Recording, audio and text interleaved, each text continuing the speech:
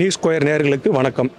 இப்போ நம்ம இருக்கிற அரங்கு பார்த்தீங்கன்னா காக்கைக்கூடு அரங்கு, சென்னை புத்தக கண்காட்சி 48வது சென்னை புத்தக கண்காட்சி ஒய்எம்சி நந்தனத்தில் நடைபெறுகிறது. இந்த அரங்கில் வந்து 2 விதமான கவன ஈர்ப்பு இருக்கும். ஒன்று வந்து புத்தகம், இன்னொன்று வந்து பார்த்திங்கன்னா இங்கே அலங்கரிக்கப்பட்ட உயிரினங்கள். அதாவது உயிரினங்கள் மீன்ஸ்னால் சும்மா அந்த பாக்கு மட்டையில், செடிகளில், மரத்தில், வேரில் செய்யப்பட்ட விஷயங்கள் தான் கலந்து மொத்தமாக நீங்கள் கவர் பண்ணாவே தெரியும். இதில் எதை கவனம் வைக்கணும் அப்படின்னு பார்த்தீங்கன்னா சுற்றுச்சூழல் தொடர்பான நூட்களை வந்து தான் இங்கே காட்சிப்படுத்தியிருக்கோம். ஏன்னா இன்றைக்கி அதிகம் நம்ம பேசப்படக்கூடிய இடத்துல சுற்றுச்சூழல் இருக்குது. காலநிலை மாற்றம் சொல்கிறோம், அப்புறம் பூமி சூடாகுதுன்னு சொல்கிறோம், பருவநிலை மாற்றி பெய்யுதுன்றோம். இப்போ நவம்பர் மாதம் வர வேண்டிய மழை பார்த்திங்கன்னா டிசம்பர் மாதம் வருது. பல விஷயங்கள் வந்து இன்றைக்கி பாமர மக்கள்லேருந்து எல்லாருமே பேசக்கூடிய லெவலில் சுற்றுச்சூழல் இருக்குது.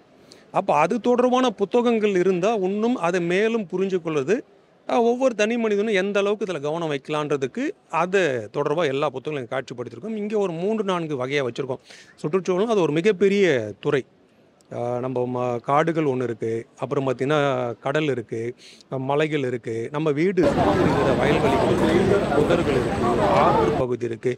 இப்படி ஒரு சின்ன இடத்தையே வச்சு பார்த்தோன்னா இவ்வளோ விஷயம் பிரிக்கிறோம். அப்புறம் பார்த்திங்கன்னா பறவைகள் இருக்குது, விலங்குகள் இருக்குது, பூச்சிகள் இருக்குது, ஊர்வனம் இருக்குது, கடலில் வாழக்கூடிய உயிரினங்கள் இருக்குது.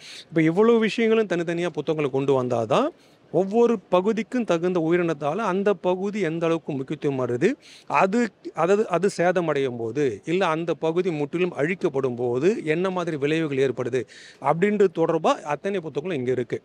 இன்னும் குறிப்பாக நம்மளுக்கு வந்து பறவைகள் பற்றி ஒரு புத்தகம், ஒரு படமே வந்தது. சிட்டுக்குருவி பற்றி ஒரு படமே வந்தது. அதில் செல்ஃபோன் டவரால் சிட்டுக்குருவி அழியுது அப்படின்னு பார்த்தா பெரிய லெவலில் அது நம்ம மக்கள் மனதில் அதை ஒரு புகுத்திருப்பாங்க. அவ்வளோதான், புகுத்திருப்பாங்க. அதில் செல்ஃபோன் டவருக்கும் சிட்டுக்குருவிக்கும் தொடர்பு இல்லை, சரிங்களா? ஏன்னா செல்ஃபோன் டவர்லேருந்து வர வேண்டிய கதிர்வீச்சு சிட்டுக்குருவி பக்கத்துலேயே காக்கா இருக்குது, குருவி இருக்குது, சரி புறா இருக்குது, மைனா இருக்குது, அது மேலாம் படாமல் எப்படி சிட்டுக்குருவி மேலே மட்டும் போடும்? எப்படிங்க ரோட்டில் நடந்து போகும்போது மழை வந்து ஒருத்தர் மேலே மட்டும் பெய்யும், எல்லாரும் மேலே தான் பெய்யும். அப்போ அது வீணாக வதந்தியதை கிளப்பி விட்ட ஒரு விஷயம். ஆக செல்ஃபோன் டவருக்கும் சிட்டுக்குருவிக்கும் தொடர்பு இல்லைன்றது ஒரு புத்தகம் இருக்குது. இதை ஆய்வு பண்ணி வெளியிட்டிருக்கோம். அப்புறம் சிறுவர்களுக்கு இந்த பறவை நோக்குதலையும் சுற்றுச்சூழலும் எளிமையாக அவங்களுக்கு புரியக்கூடிய படங்கள் போட்டு விளக்கல் அவங்களுக்கு புத்தகங்கள் நிறைய இருக்குது. இது தவிர்த்து நம்ம காடுகளுக்குள்ளே எந்த மாதிரி உயிரினங்கள் இருக்குது, எந்த மாதிரி மரங்கள் இருக்குது. இன்னொன்று தெரியுமா, காட்டுக்குள்ளே காக்கா இருக்காது. மனிதர்கள் வாழக்கூடிய பகுதியில் தான் காக்காக்கள் இருக்கும். காடோடின்னு சொல்லிட்டு காடுகள் அழிக்கப்படுறதை பற்றி, போன்னியா காடு அழிக்கப்பட்டதை பற்றி நேரடி பதிவு, நேரடியாக அங்கே இருந்து முழுமையாக பார்த்து பதிவுப்படும். இந்த ஒரு புக்கே காடுகளை பற்றி மிகப்பெரிய ஒரு புரிதலை தரும். நாவல் வடிவில் தான் இருக்கும், இது கட்டுரை வடிவில் இருக்குது, நாவல் வடிவில். ஆனால் இப்போ அவ்வளோ பெரிய லெவலில் இது மக்கள் மத்தியில் போய் சேர்ந்துருக்கு. 2 தெரிஞ்சுக்கலாம். அவங்களுக்கு நாவல் மாதிரி படிக்கிறதுனால எளிமையாக இருக்கும். இன்னொன்று வந்து அதை என்ன சொல்ல வரோம் காடுகளை பற்றி அதையும் முழுமையாக இருக்கும். இப்போ அதுக்கடுத்து பார்த்தீங்கன்னா இயற்கை 24x7 மொத்தமாக காடு மட்டும் இல்லை, நம்ம வாழக்கூடிய பகுதியில் இருக்கக்கூடிய புதர்களாகட்டும், ஆறுகளாகட்டும், கடல், அந்த பகுதியை மொத்தம் விளக்குறது. இதை தவிர்த்து ஒரு புக்கு கடல், நம்ம கடல் பற்றி ரொம்ப சாதாரணமாக நினைக்கிறோம், மிகப்பெரிய விஷயந்தான் கடல். இப்போ புதுசாக வந்த புத்தகம் தான் கடல்கள் பற்றி. கடலை பற்றி சுனாமி நம்ம கேள்விப்பட்டிருப்போம். அந்த சுனாமியால் ஏற்பட்ட பாதிப்புகளை பற்றி முற்றிலும் ஒரு பதிவு செய்யப்பட்ட துறையாடல் புத்தகம்.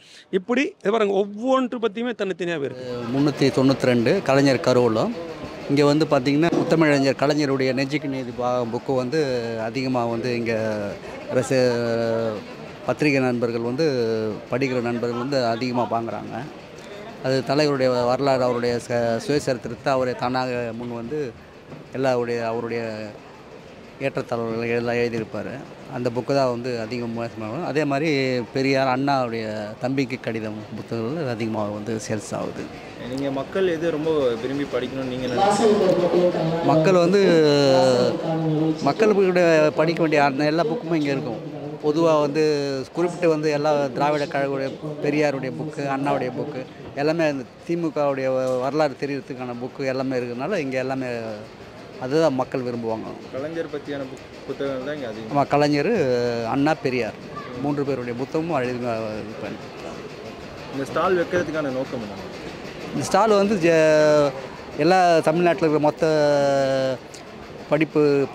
படிப்பாளிகள் தான் ஒன்றா திரட்டு வந்து 10 புத்தகங்களை கலெக்ட் பண்ணுறதுக்கு இது நல்ல ஒரு சாதகமாக இருக்குது அவங்களுக்கு. இந்த ஸ்டால் வைக்கிறதுனால அவங்களுக்கு பயனுள்ளதாக இருக்குது. ஏன்னா ஒரு புத்தகம் தேடி அலைய முடியாது. அது மொத்தமாக ஒரு இடத்துல ஒரு பாயிண்ட் மாதிரி செலக்ட் பண்ணி கொடுக்கும்போது உங்களுக்கு நல்லாயிருக்கும். அதனால் இது ஸ்டால் வந்து ஒரு வாசகர்களுக்கு வந்து நல்ல ஒரு எடுத்துக்காட்டாகவும் அவங்களுக்கு பயனுள்ளதாகவும் இருக்குது. அதனால் நம்ம எல்லாரும் வந்து இதை பயன்படுறாங்க. வணக்கம், என் பேர் விமல்ராஜ், சொந்த ஊர் மயிலாடுதுறை. வஉசி ஸ்டால் பார்த்தீங்கன்னா சென்னையில் ராயப்பேட்டை கிட்டே இருக்குது ஆஃபீஸு. கிட்டத்தட்ட வஉசி ஸ்டால் வந்து எனக்கு நினைவு முன்னாலேருந்து கிட்டத்தட்ட ஒரு 30 வருஷமாக இங்கே போட்டுட்ருக்காங்க. அவங்க ஸ்டால் இங்கே தான் போட்டுட்ருக்காங்க. இங்கே பார்த்தீங்கன்னா ஒரு 800-900 டைட்டில் ஆல்மோஸ்ட் இருக்குது. அது இல்லாமல் புதுசாக வேறு பிரிண்டிங்கில் கொஞ்சம் இருக்குது. A to Z எல்லா டாப்பிக்குமே நம்மள்கிட்ட உண்டு. ஓல்டு ஹிஸ்ட்ரிலேருந்து லேட்டஸ்ட் வரைக்கும் எல்லாமே நம்மள்கிட்ட அவைலபிள் தான். இது போக தனியாக வந்து நம்மளை ஆர்டர் ஏதாவது நம்ம தனிப்பட்ட என்னென்ன புக்கு வேணும்னு நம்மள்கிட்ட பார்த்துட்டு கேட்லாக் பார்த்துட்டு ஆர்டர் கொடுத்தாலும் அந்த மாதிரி நாங்கள் பண்ணித்தரோம்.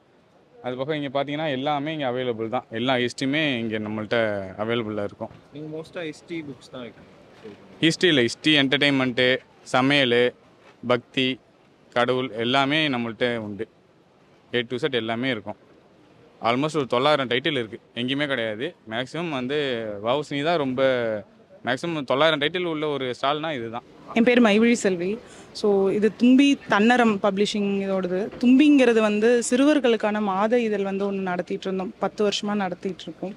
ஸோ அது வந்து என்னென்னா, நாங்கள் ஜவ்வாது மலை அடிவாரத்துலேருந்து வரோம். திருவண்ணாமலை மாவட்டம் ஜவ்வாது மலை அடிவாரத்துலேருந்து வரோம். அங்கே வந்து சிறுவர்களுக்கான குழந்தைங்களுக்கான ட்ரைபல்ஸ்க்கான ஒரு ஆல்டர்னேட்டிவ் லேர்னிங் ஸ்பேஸ் ஒன்று வந்து க்ரியேட் பண்ணிகிட்ருக்கோம். ஸோ அப்போ குழந்தைகள்கிட்ட நம்ம எப்படி அவ்வளோ ஈஸியாக போகிறோம் அப்படிங்கிறதுனா கதைகள் மூலமாக தான் போக முடியும். அப்போ அது எவ்வளோ குவாலிட்டியாக சின்ன வயசுலேயே நாங்கள்லாம் படிச்சிருக்கோம். ஆண்டு மாமா, சிறுவர் மலர், இந்த மாதிரியெல்லாம் நிறையா கதைகள் படித்து வந்து இப்போ அந்தளவுக்கு குவாலிட்டியாக கிடைக்குதா அப்படின்னா தமிழில் அப்படின்னா கொஞ்சம் கஷ்டமாக தான் இருக்குது. ஸோ அதுக்காக ஒரு இதழ் கொண்டு வரணும் அப்படின்னு குழந்தைங்களுக்காகவே ஸ்பெசிஃபிக்காக கொண்டு வரணும் அப்படின்ட்டு தான் தும்பிங்கிற மாத இதழ் வந்து நாங்கள் வந்து அறிமுகப்படுத்துகிறோம். ஸோ அதில் வந்து ஃபுல் அண்ட் ஃபுல் ஃபஸ்ட்டு ஸ்டார்டிங்கில் தமிழில் மட்டும் கொண்டு வந்துட்டு அப்புறம் பைலிங்குவலாகவும் கொண்டு வந்தோம். அதுக்கப்புறம் அதுலேயே பேரண்ட்ஸ்க்கான ஒரு ஸ்டோரியும் வந்து பின்னாடி நாங்கள் ஆட் பண்ணோம்.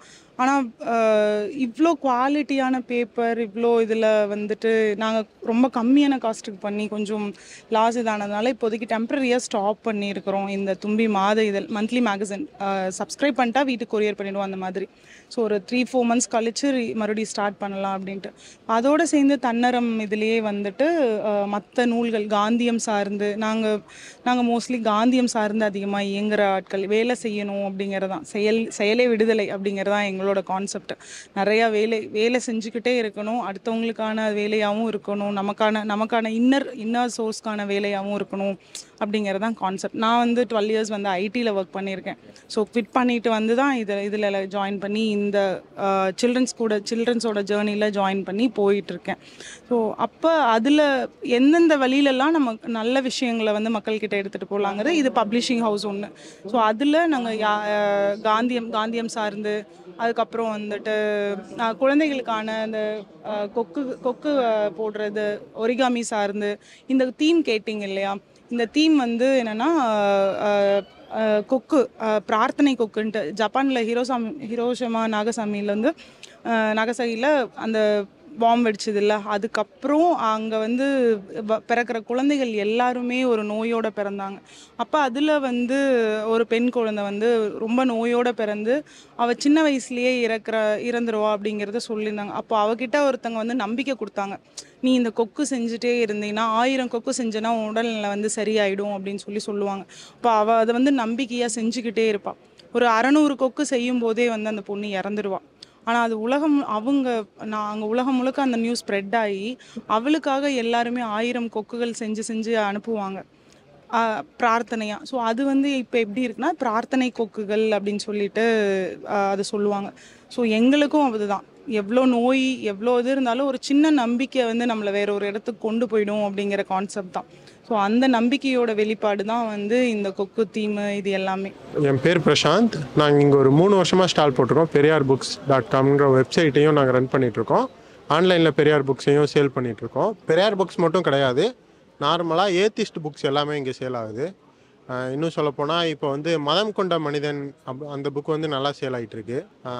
மக்கள் வந்து பெரியார் எழுதின புத்தகங்களை அதிகமாக விரும்பி படிக்கிறாங்க. இங்கிலீஷ் வெர்ஷனாக இருக்கலாம், தமிழ் வெர்ஷனாக இருக்கலாம். பெரியார் எழுதின புத்தகங்களை இங்கே நல்லா வரவேற்பு மக்கள் மத்தியில். ரெண்டாவது வந்து பார்த்திங்கன்னா பெண்ணின் அடிமையினால் ஆங்கிலத்துலேயும் தமிழ்லேயுமே ரொம்ப நல்லா போயிட்டுருக்கு புத்தகம். இந்த ஸ்டாலோட கான்செப்ட்னு பார்த்தீங்கன்னா பெரியார் புத்தகங்களை மக்கள் உடைமையாக்கணும். மக்கள் பார்வையில் பெரியார் புத்தகங்களுக்கு நிறைய வரவேற்பு இருக்குது. பெரியார் எழுதின புத்தகங்களுக்கு அதை விட நல்ல வரவேற்பு மக்கள் மத்தியில் இருக்குது. 3 நாளாகவே நிறைய புத்தகங்கள் ஒரு நாளைக்கு கிட்டத்தட்ட ஒரு பலாயிரக்கணக்கான புத்தகங்கள் இங்கே சேல் ஆகிட்டு இருக்கு எங்களுக்கு மட்டும்.